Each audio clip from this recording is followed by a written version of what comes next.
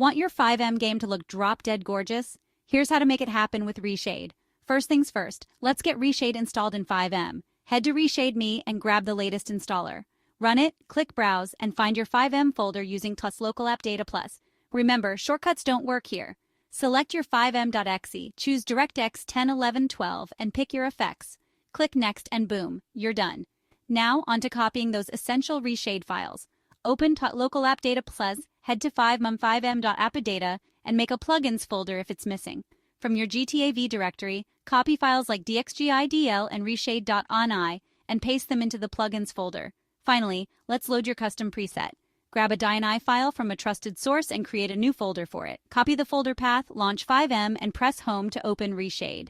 Paste your folder path in the preset selector, hit Enter, and select your preset. Congratulations, you've just leveled up your FiveM visuals. Enjoy your newly enhanced gaming experience.